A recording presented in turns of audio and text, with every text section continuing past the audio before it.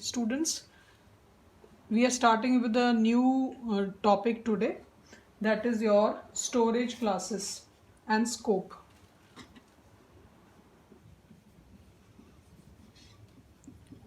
Storage classes and scope. Now what does this mean? Now ਅਸੀਂ ਸਾਰੇ ਜਣਿਆਂ ਨੇ ਹਲੇ ਤਾਈਂ ਕਾਫੀ ਛੋਟੇ ਛੋਟੇ ਪ੍ਰੋਗਰਾਮਸ ਕੀਤੇ ਹੈ. There are two places where you write a variable. Now main categorization, local variables and global variables. ਸਭ ਤੋਂ ਪਹਿਲਾਂ ਅਸੀਂ ਆਹ ਚੀਜ਼ ਅੰਡਰਸਟੈਂਡ ਕਰਾਂਗੇ ਵੀ ਲੋਕਲ ਵੈਰੀਏਬਲ ਤੇ ਗਲੋਬਲ ਵੈਰੀਏਬਲ ਕੀ ਹੈ. ਜਦੋਂ ਕਿਸੇ ਵੀ ਫੰਕਸ਼ਨ ਦੇ ਵਿੱਚ ਅਸੀਂ ਕੋਈ ਵੈਰੀਏਬਲ ਡਿਕਲੇਅਰ ਕਰਦੇ ਹਾਂ, that is a local variable. Suppose I make a function void hello, and inside that I declare a variable int x is equal to 10. ਹੁਣ ਜਿਹੜਾ x variable ਹੈ, that is a local variable to function hello. x the existence ऐसे function ਦੇ अंदर ही है. If you want to print the value of x somewhere outside, तो x does not exist. x the value ਇਹਦੇ ਵਿੱਚ ਬਣੀ ਤੇ ਇਹਦੇ ਵਿੱਚ ਹੀ ਖਤਮ ਹੋਗੀ. So such kind of variables which are part of a function or which are inside that block of a function are known as local variables. Next we have global variables. ऐसे variables ਜਿਹੜੇ openly class ਦੇ ਵਿੱਚ file ਦੇ ਵਿੱਚ declare ਕੀਤੇ ਜਾਂਦੇ which are not part of any function.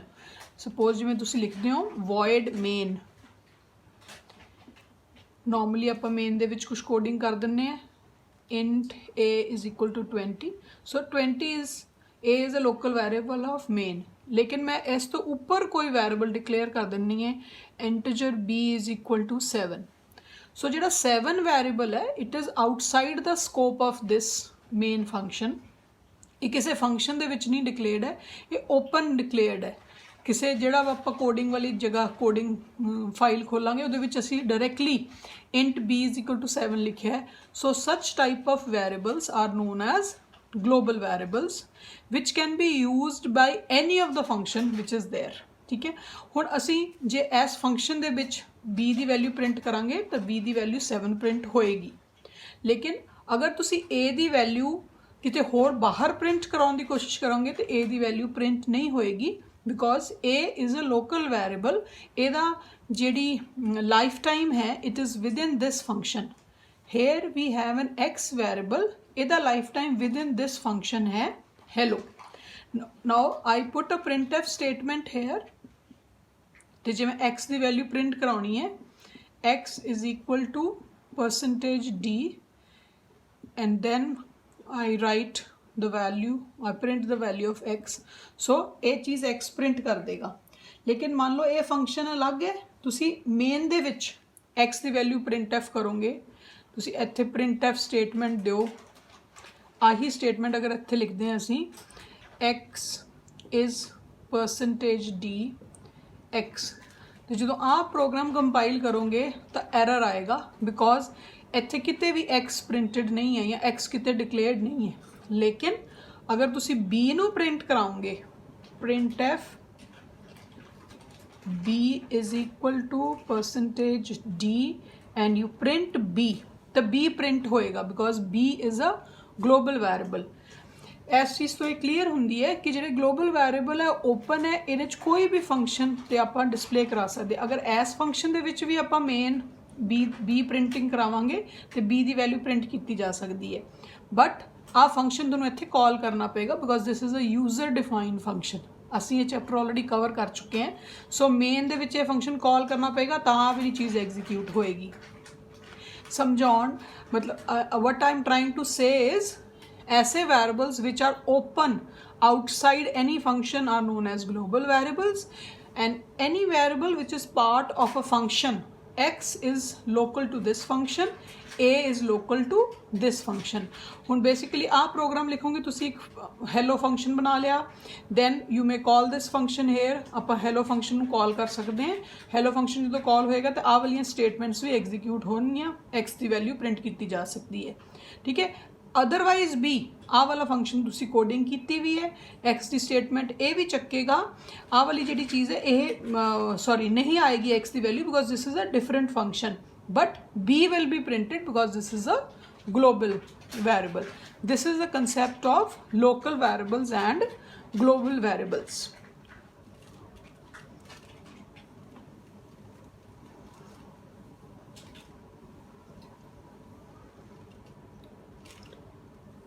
What I've already discussed, that was the scope. Scope means कि जेड़ा local scope है या global scope है. The next concept is of storage classes. There are 4 storage classes in your syllabus.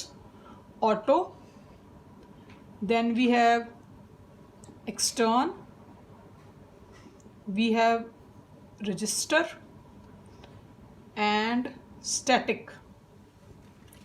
ਹੁਣ कई बारी paper दे विच direct definitions भी आउंदियां, what are storage classes and what are its types. So storage classes define ये करदियां भी जदों तुसी कोई वैरिएबल डिक्लेयर कीता ते वो कित्थे जाके स्टोर होएगा या उहदा लाइफ टाइम किन्नी देर दा होएगा, how long will that variable exist and where exactly will is that variable stored. Now auto is known as auto is basically an automatic variable and this is a local variable. हुणे असी ये चीज़ discuss कीती है. So any variable which is part of a function, ओदा life time उसे function दे अंदर ही है, ओदा स्कोप उसे ब्लॉक दे अंदर ही है, it does not exist outside that function. Such type of functions are known as local or auto variables. And the next is extern. Extern, the scope is global variable. Any variable which is declared outside the block of any function या openly जेड़ा किते बाहर declare किया जाता है, जेड़ा किसी function का हिस्सा नहीं है, उन्होंने आपां एक्सटर्न कहने ते या ग्लोबल वैरिएबल्स कहने. इन्हां दा लाइफ टाइम उन्नी देर ताईं हुंदा है जदों ताईं वो पूरा प्रोग्राम चलदा है. मतलब वो प्रोग्राम दे विच जिन्ने भी मल्टीपल फंक्शनस है उन्हां फंक्शनस दे विच असीं वो वैरिएबल नूं एक्सेस कर सकते हैं. Then we have another storage class that is the register. Register storage class दा विच नॉर्मली जदों तुसीं एक वैरिएबल डिक्लेयर करदे हो, it is stored in the computer memory, CPU memory.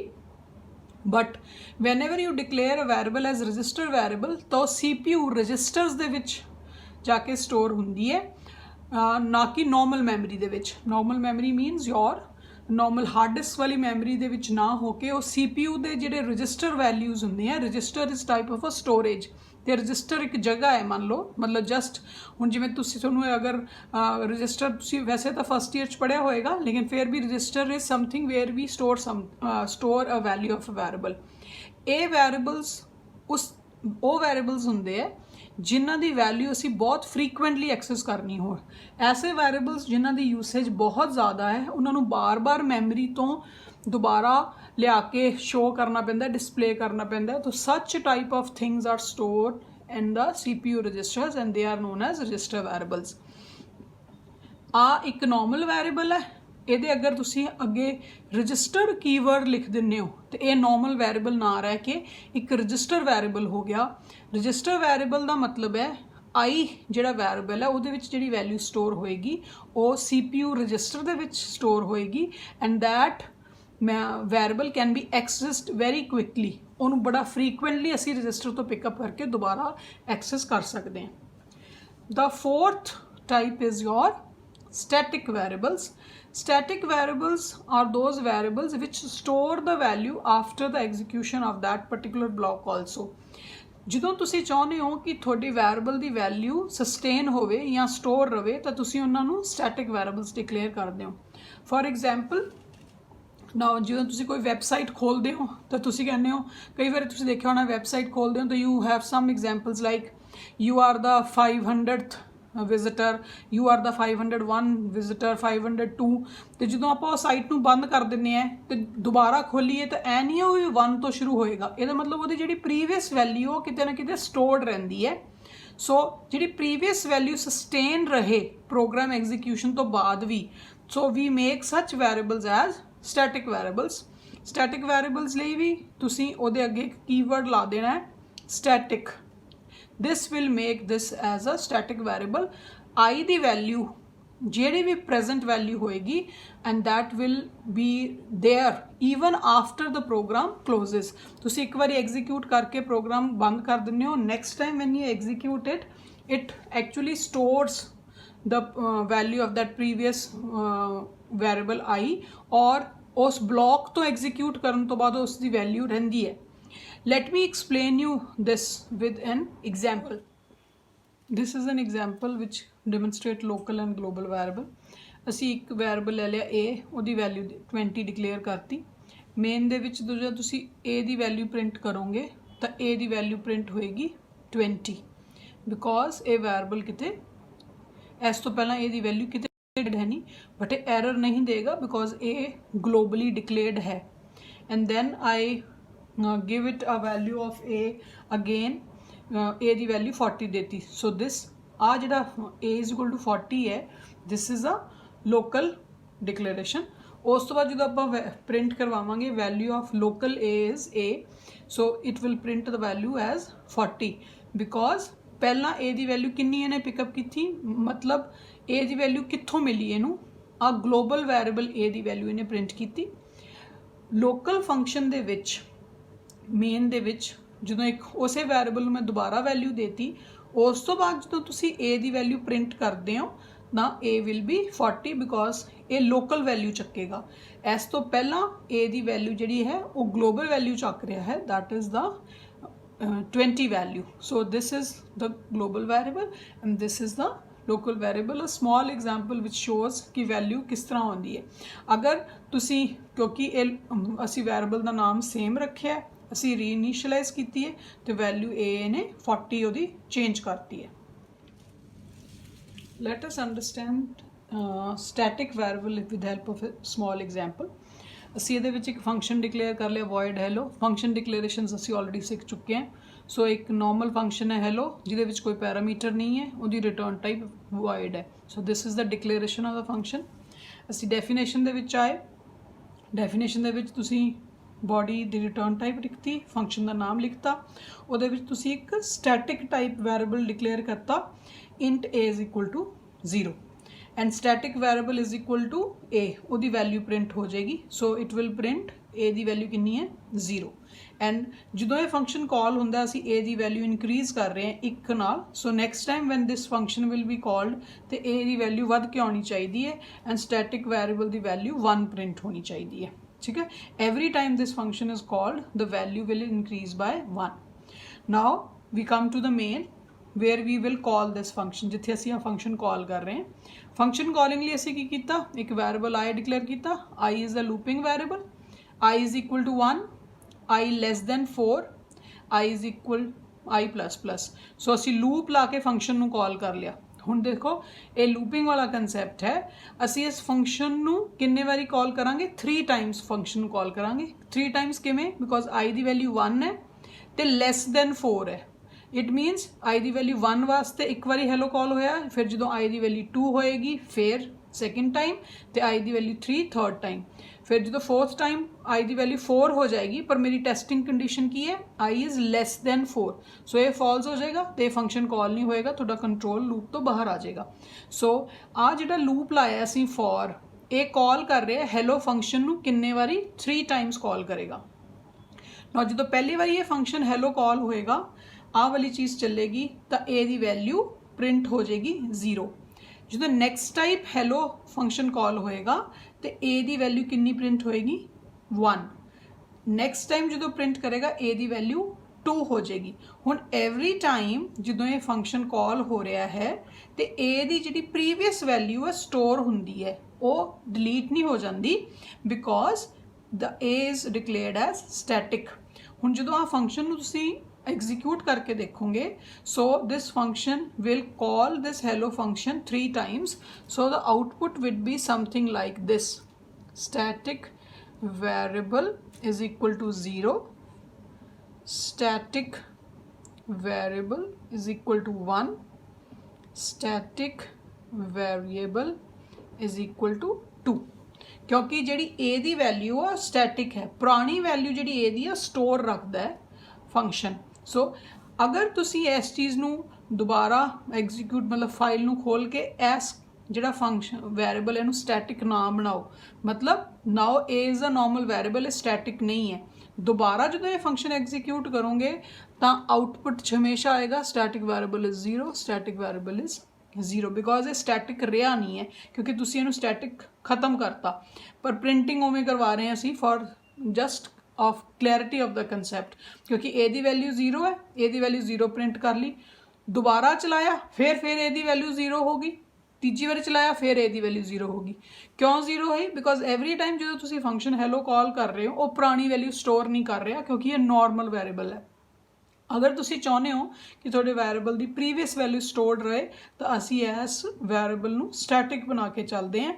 A variable static है, इट मीनस ਇਹਦੀ पुरानी ए ਦੀ वैल्यू स्टोर रखता है। सो आउटपुट ਦੇ ਵਿੱਚ 1 and 2, first value 0, next time जो फंक्शन कॉल होएगा वो वैल्यू 1 है, नैक्सट टाइम ये वैल्यू जो होएगा वो वैल्यू 2 प्रिंट होएगी। This is how the static variables concept is working. Now you can go through all the programs in the book and this is a very simple concept. ये theoretically बहुत बारी पूछा जाता है कि what are storage classes and what do you mean by the scope of the variable. Scope means local and global and storage classes 4 तरीके दी हैं। You should know the definitions of the storage classes and I will put a table in your group in which you have to learn the various lifetimes भी auto या register extern global variables ਦੀ life time ਕੀ ਹੁੰਦਾ, ਉਹ ਕਿੰਨੀ ਦੇਰ exist ਕਰਦੇ ਆ, ਉਹਨਾਂ ਦੇ ਵਿੱਚ ਕੀ ਵੈਲਿਊ ਸਟੋਰ ਹੁੰਦੀ ਹੈ। There is a table given in the book, I will send that table in the group, and that's all with this concept of storage classes and scope. Thank you.